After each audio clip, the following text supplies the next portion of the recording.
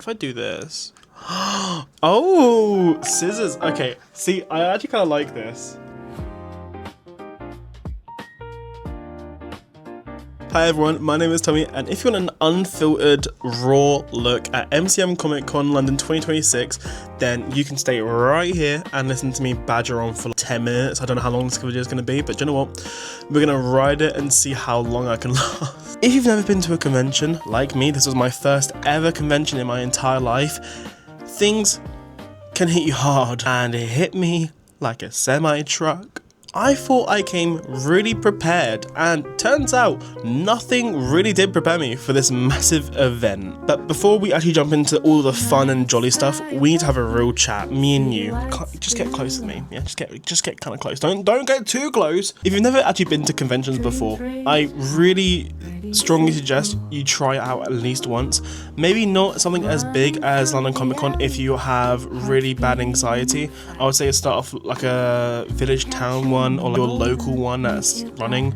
I have a few in my area, and I really would say try maybe go to one of those first before you ever go to one. But London Comic Con was my first ever big event. I genuinely thought I came prepared. I thought I had every single thing down to the fans and to my skincare, but truly nothing prepared me for this event like MCM Comic Con did. Now, whether you're a newcomer or a veteran at Comic Con or in general any and all conventions anywhere in the entire goddamn world, you will know that especially in May time when the heat is at its peak, you die. I kind of expected to have some kind of challenge during Comic Con, and I did not realize how many challenges and hurdles I had to overcome just during my first ever convention. To get onto the biggest impact of the entire Comic Con feeling, and I guess you can call it the zhuzh, the feeling of the con, was the heat. Now, I went in May and it's now June. I haven't had time to record because I've been busy with work, so I'm sorry. So I didn't really realize the big impact on the actual heat inside the convention. I thought, oh, it's a really big place, so it must all go somewhere and it must have big ventilation systems and big air conditioning systems. They do, but it doesn't really work the way you think. Now imagine you are with thousands upon thousands of sweaty nerds like me, and every single person is trying to get someplace else apart, and that's not the exact same place as you, and everyone is pushing and budging against each other, and it feels like you're in a sardine can, and it's so hot, so sweaty. I think it reached up to 34 degrees Celsius inside of the Comic Con, I believe. Outside it was around 30 to 31. Inside it was even worse because obviously there were thousands of people inside and it was so congested, especially on the Saturday. The Saturday was probably the worst day. It was the best day in terms of recording and feeling great in myself because I overcame my illness, but in general terms it was the worst for the heat and the sheer amount of people. But the actual reality of walking through the halls is just a congestion of people. Now, I know people will be saying that you should expect this and you should expect the amount of people, and yes, you should. But as a first-time goer and a new fan of conventions and cosplays and Artist Alley, I really didn't expect the amount of people. I was kind of shocked that all these people were in one place for the exact same thing as me. And don't get me wrong, I found the community so welcoming and it was so lovely, but it was just a sheer amount of people that kind of threw me off. And I come from a very small town with maybe I think 60k population total. Going into a place where 60k people were the norm in one area, that kind of shocked me and threw me back, and I kind of got really ill on the Thursday/Friday. I wasn't feeling so great. I went on the Thursday so I could get into the hotel, I can get there in the afternoon, I can just chill out with my partner, we can just have a real chill night. The aircon didn't have aircon in the hotel. I booked and paid for aircon. We did not get aircon. I was so annoyed. They gave me a fan, an office mini fan, and did it do anything do you expect? No, not in that heat. So from now on, I'm never booking that Travelodge ever again. This is the place. I have no promises on if I'm actually going to put this in the video or not, but I don't care personally right now in this moment of recording. This is the hotel that I went in. It was London Woolwich Woolwich. I say Rich because it's just my accent. London Woolwich Travelodge. You are probably the worst hotel I've ever stayed in, and now I'm a Premier Inn girly. I love a Premier Inn, but I could not book a Premier Inn. It was nearly triple the price of what I originally booked for the Travelodge. And coming up, I booked the hotel in January, and going up to the point in April, March time, I could not afford a hotel that was nearly like £800 to £600. I could not afford it. I paid, I think, just over 350 for the hotel because I pre-booked and everything, and it was great. It was fine, but oh my god, it was a harrowing experience on one of the hottest weeks of the year, and I don't recommend going into a hotel that doesn't have aircon. If you need a cheap stay, I 100% recommend going into a place like that. I cut my Friday, so the first day of Comic-Con, I had to cut it really short. Me and my partner had priority entry, and we got there 2 hours early. And I think we got there a bit too early, to the point where, to be fair, it was pretty empty when I walked in at first. It was pretty chill, pretty nice, but then about half an hour before doors opened, I was not feeling great. I was feeling really ill. I was feeling disgusting. I was sweating. I felt like I was going through a really bad illness.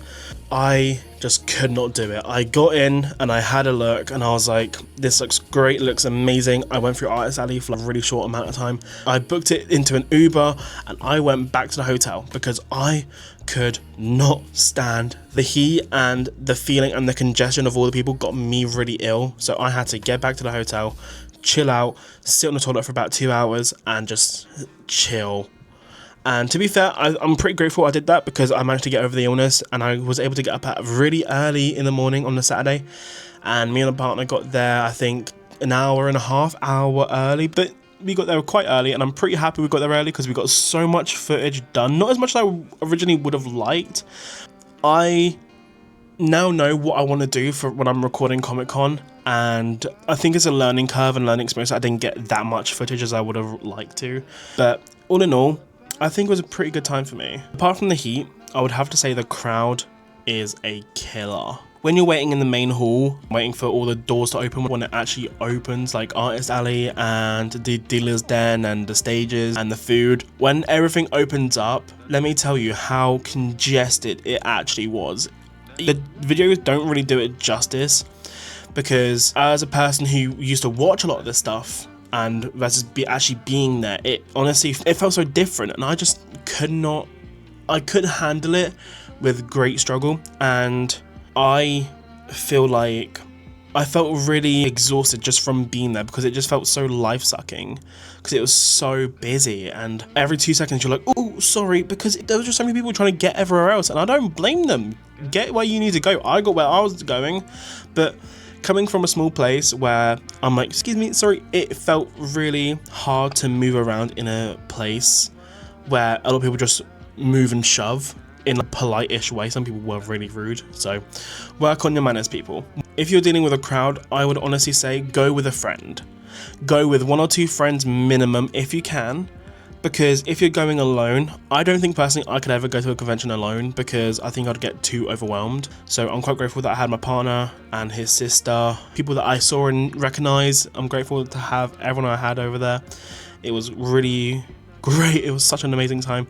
I think though, in general purpose, please take someone, just because you need that ground person. You need your foundation, and sadly with me, my foundation was not myself, it was my partner, so I'm very grateful. So take someone. But then there's the financial side. I call it SS, sticker shock. I'm a massive fan of stickers. I'm starting my own business, but that's another part. That's another video, I think, or I can put it at the end of this video. I'm not too sure yet, but I call it sticker shock because the amount of stuff you want to buy and the stuff you can't buy at con, especially in the Artist Alley, is insane. Now, I love Artist Alley.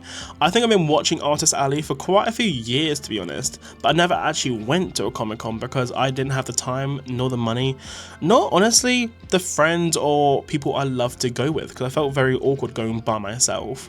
But the reality is the prices. Now, I'm not saying don't buy anything. I'm trying to do my own Artist Alley. I'm trying to do my own booth next year in 2027 and in different conventions, but my dream is for Comic-Con. Personally, It is very expensive, and it's for good reason. When you get into the breakdown of how much everything costs, I understand why it's expensive, but coming from a person who works full-time and is on minimum wage, it is a hard thing to understand. But when you research it and look at the manufacturing costs, the delivery costs, the packaging costs, the actual material costs, the time and effort of the actual art itself cost, it really does add up. And I hate saying it, but as an artist myself, it has to be set at a mid to high price because of, one, the quality, if you're saying good quality, and two, it's just the amount of things that you have to do beforehand. I think a lot of things were fairly priced. It was just my budget was very low this year for Comic-Con specifically, only because I couldn't really afford much because I've got a few things coming out. I'm trying to buy my own car. I've got a lot of things doing. I'm trying to move houses this month to next month. I've got a lot of things, so I could not personally buy a lot of stuff, but next time I'm definitely going to be saving up a lot more money, and I'm definitely going to be doing a lot more stuff when I go next, and then I can buy a crap ton of stuff. And you better believe I will say this one person, Ethok. If you're watching this, hi, massive fan, adore you, love meeting you. People like Ethok, I would love to buy more stuff from her. I would love to buy the massive Critical Role blanket they had on display. It was insanely beautiful, but it was a bit of a high price because it looks expensive, and it is expensive, but it is quality. And I want it so bad, so I hope you have them for next time. If not, just say I'll be DMing you, being like, can I buy one? Because I really do want one. I want it for like a background piece somewhere in my room. Doesn't have to be necessarily on my bed. I want one. Anyway, but not just the artist alley that costs a lot of money. It's actually the food. The food is what kills you. So for the nachos and for the tacos, it was nearly like £33, which is an insane amount. That's what I normally buy for massive takeaway for me and my mum at the end of the month, and I could buy 20 to 30 different items, but it is insanely expensive. So I would say set your budget out, so where you'd have your travel costs, your hotel, such where your Airbnb, where you're staying cost, your food cost, and your excess is whatever you're paying for gifts, art, artist alley, dealer's den, and all those little knickknacks you want to buy. Definitely set up a budget for every single one, because I didn't really do that, and I'm definitely doing it next time. If you guys want me to create a little budget plan for you guys, I can absolutely make a template and just put it for free somewhere on the internet. Doesn't bother me. I can do that for you guys if you want me to. Now, here's a little thing that I really did not think about, and it's the sensory overload. Now, I'm not diagnosed in autism or ADHD personally, and I can't really say nothing on the subject because I'm not diagnosed. The loudness in general, it is so hard to record there because it is so loud and it's so hard to hear other people. I found myself talking to my partner either really loudly or going, huh, every 5 seconds because I generally could not understand what was being said. If you are overheating, please do bring a reusable water bottle. I brought just a massive litre, 1.2 litre water bottle, and it was brilliant for a few hours and refill it. They do have refillable areas at the front and the back of the con, so in the main halls where you walk in, right on the left side, it is right there, right in front of you. Definitely use that than paying £5 for a single little water bottle. Trust me, it saves you so much time and money, and also you stop overheating because it is fresh and cold water. I would say also scout the dead zones. In Comic-Con, they actually do give you dead zones where it's much more quieter and much more calmer. So really do find smaller zones and quieter areas. They do have designated areas. And the last thing I will say on this subject is pretty much gear management. So when I mean gear, if you're going recording like I do, or if you just have a lot of stuff you need to carry around, bring a sturdy and nice backpack or something that isn't over the shoulder. You will be going around all day for hours on end, sometimes not even stopping for a couple hours. It is hot, it is tiring, it is a long day. You don't want to be carrying around a tote bag filled with stuff because one, your shoulders are going to be killing you. But to actually say what I thought about Comic-Con was, it was amazing. I know I think my tone has been quite negative. I mean what I say in an endearing way, only because of the fact that it was my first ever Comic-Con and I did not expect a lot of things that I didn't really realize were a thing in Comic-Con. But for the good stuff, I would genuinely say the cosplays. A massive thing in Comic Con, and I knew it was gonna be big, but I didn't realize it was gonna be that big. When me and my partner went down to the outside garden area and where the stairs were, there were hundreds of cosplayers in massive outfits, massive showcases. It was insanely beautiful. I got to meet so many amazing people and see so amazing creations come to life, and I felt like I was genuinely in a video game at some point because they were that good.